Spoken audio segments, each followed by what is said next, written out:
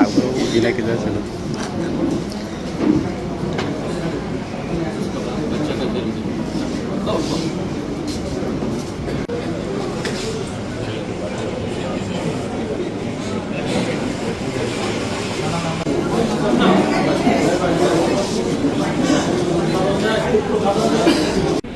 Monocini jotono hapani hamjama yafaro sini kulumo yafaro tongocini bisingo ini meeting chanasne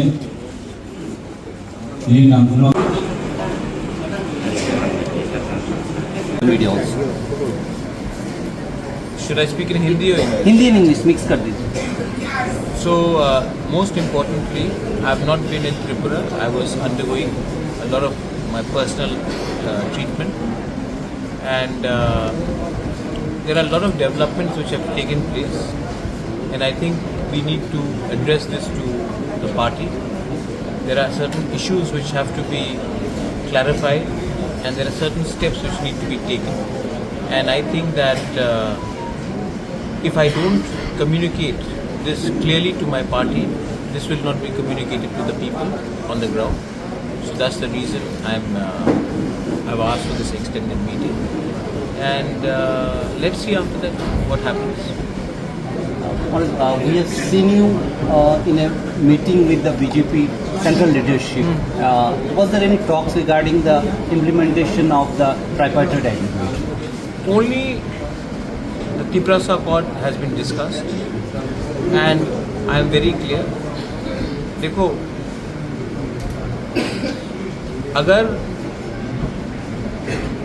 मैं अपने MDC, MLA और कुछ leaders के लिए कुछ मांगूंगा और अपने लोगों के लिए कुछ नहीं मांगूंगा, जिसने हमें इस पोजीशन में लाया है, देन मेरा नाम, मुझे गोबागरा अपने आप को बोलने का कोई अधिकार नहीं है. If these people are serious, they should implement the Tiprasa Accord.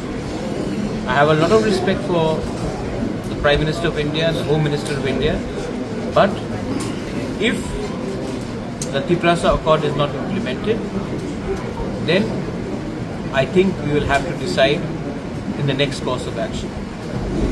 It's already 2.5 years. No. The point is, we all know what happened in TT-ADC elections. मेरे पार्टी को किसने तोड़ने का कोशिश किया, किसने तिपरा मोथा को तोड़ा, किसके MLAs मेरे खिलाफ गए, MDCs को लेने का कोशिश किया गया, 2-3 चले भी गए.